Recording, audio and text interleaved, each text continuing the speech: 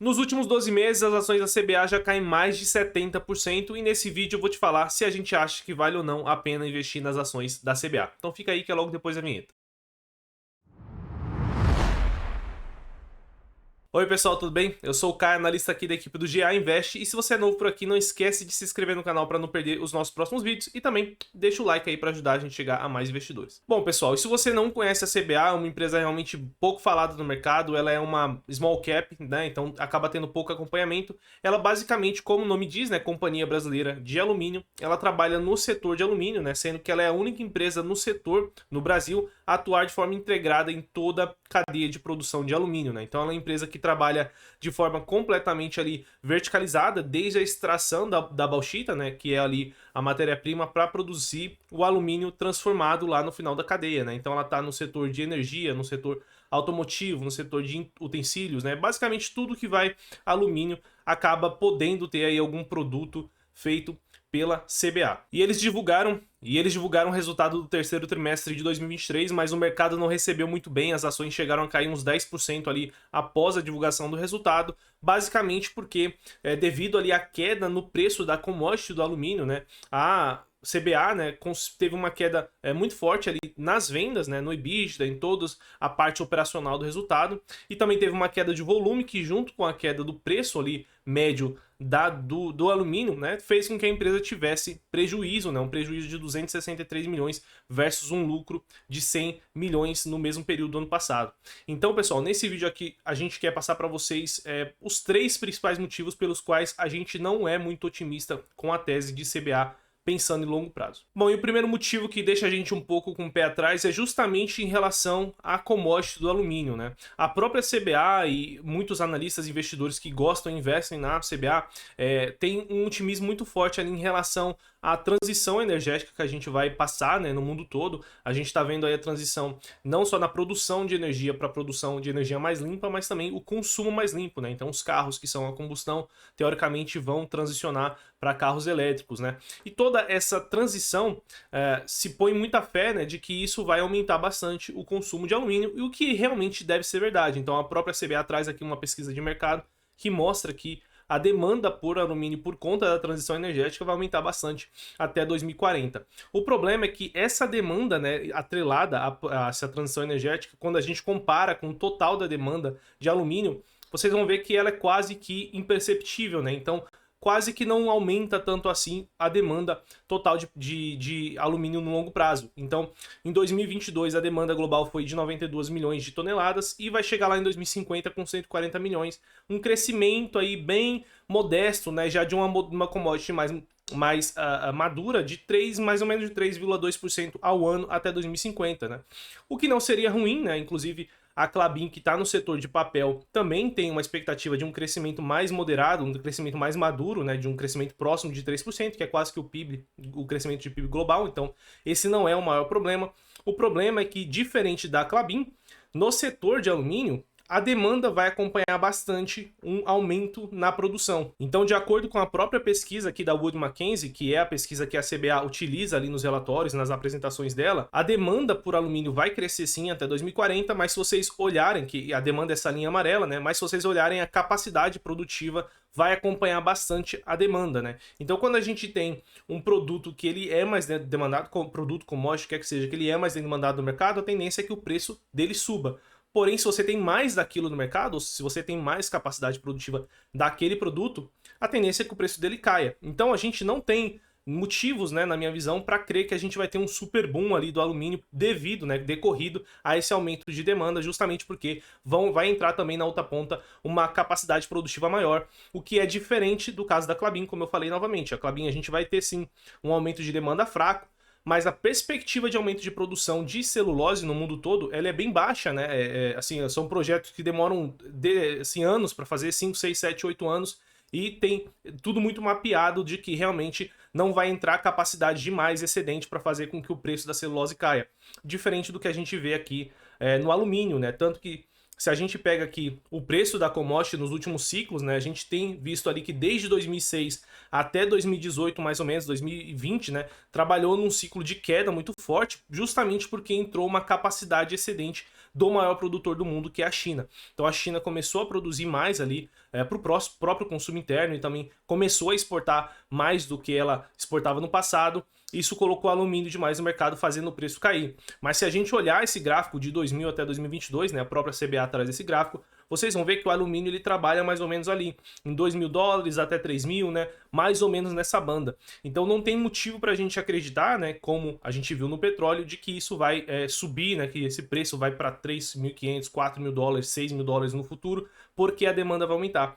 Porque o mercado já tem essa racionalidade nessa banda de valor, né? Então, assim, a gente não tá tão otimista assim com o aumento, né, do preço da commodity do alumínio no longo prazo. A tendência é que ele trabalhe nessa banda. E um outro dado que dificulta um pouco essa tese mais otimista aqui pro case da CBA é justamente que esse consumo maior tá vindo justamente da China, que é por si só a maior produtora de alumínio. Então, não teria tanta necessidade da China, propriamente dita, importar muito alumínio, por exemplo, aqui do Brasil, se ela própria é uma das grandes produtoras, uma das maiores consumidoras também de alumínio. Então a tendência é que o resto do mundo, né, tenha um crescimento no consumo de alumínio não tão forte quanto o da China, pelo menos é o que tem mostrado pra gente nos últimos anos aí, em que se analisou o período de consumo, né? E quando a gente pega a própria CBA, ela é uma empresa que é muito focada no mercado interno, né? 92% das vendas do terceiro trimestre foram para o mercado interno e 8% somente para o mercado externo. Então eu não tenho todo esse otimismo de que a CBA vai ser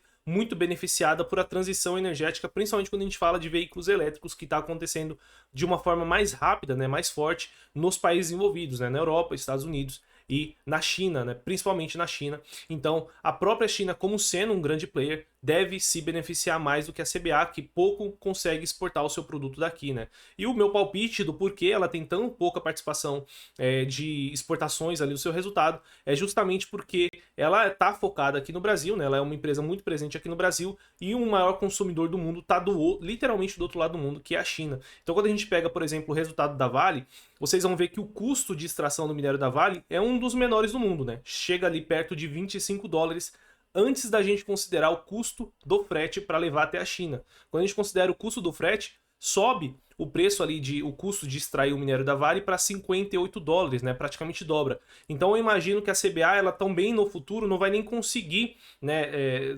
discorrer a demanda dela, ou discorrer a produção dela para a China, que é o principal consumidor, justamente porque vai ter essa dificuldade de ela ser competitiva no ponto de vista de custos. E falando em custos, esse é o nosso segundo ponto aqui do porquê a gente não está tão otimista com o case da CBA para longo prazo, né? A CBA, ela tem sim um custo competitivo quando a gente olha no ponto de vista global, né? Eu estou colocando a imagem aí na tela, vocês vão ver que a CBA, ela tem um custo de produção de alumínio ali próximo de $1.800, $1.900, então ela tá no primeiro quintil, né? Ou seja, naquele percentual, nos 25% mais eficientes do mundo, que tem um custo mais barato do mundo. Porém, vocês vão perceber aí que a própria CBA, né, ela não tem tanta vantagem assim frente a outros grandes produtores, né? Ela está muito próxima do custo de produção do Oriente Médio, da Rússia, do Canadá, da Índia, né? Então, assim, somente a China que realmente tem um custo muito mais alto assim do que a média, mas toda a outra média global não tem tanta distância assim.